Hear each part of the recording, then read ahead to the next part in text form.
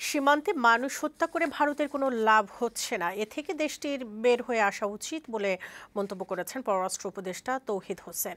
সীমান্ত হত্যা নিয়ে বাংলাদেশের প্রতিবাদের এখনো কোনো ব্যাখ্যা ভারত দেয়নি বলেও জানান তিনি। দুই দেশের স্বার্থে এটা বন্ধ হওয়া উচিত বলেও মনে করেন পররাষ্ট্র উপদেষ্টা। বিকেলে মন্ত্রণালয়ে সাংবাদিকদের বিভিন্ন প্রশ্নের উত্তরে এসব জানান তিনি। এদিকে গেল রোববার ঠাকুরগাঁওয়ের বালিয়াডাঙ্গি সীমান্তে বিএসএফ এর গুলিতে এক কিশোরের মৃত্যুর ঘটনায় ভারত সরকারের কাছে আবার প্রতিবাদ জানিয়েছে পররাষ্ট্র মন্ত্রণালয়।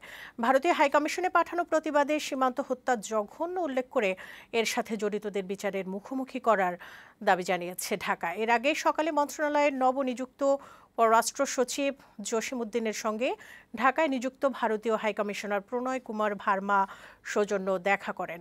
সাক্ষাৎ শেষে ভারতীয় হাইকমিশনার বাংলাদেশের সাথে ভারতের গভীর সম্পর্ক আছে উল্লেখ করে বলেন, দুদেশের নিরাপত্তা ও উন্নয়নে একসঙ্গে কাজ করতে চায় তার দেশ।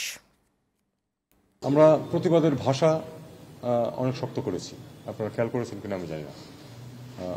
আমাদের এইটুকুই এই মুহূর্তে করার আছে, এটুকুই আসলে। আমরা তো এটা নিয়ে যুদ্ধ বাঁধাবো না, তাই না? এটা তো আপনাদেরকে বুঝতে হবে। আমরা আশা করবো যে ভারতের ব্যাপারে এটা যে অত্যন্ত সেন্সিটিভ একটি ইস্যু, সেটা কিন্তু আমরা প্রতি মুহূর্তেই বলছি, এবং সেটা আমরা আশা করবো যে তারা এটা কগনিজেন্সে নেবে, এবং যেখানেই আমাদের সুযোগ হবে সেখানে আমরা বলবো যে এটা বাংলাদেশ ভারত সম্পর্কের ক্ষেত্রে একটা অত্যন্ত নেতিবাচক ভূমিকা রাখতেছে।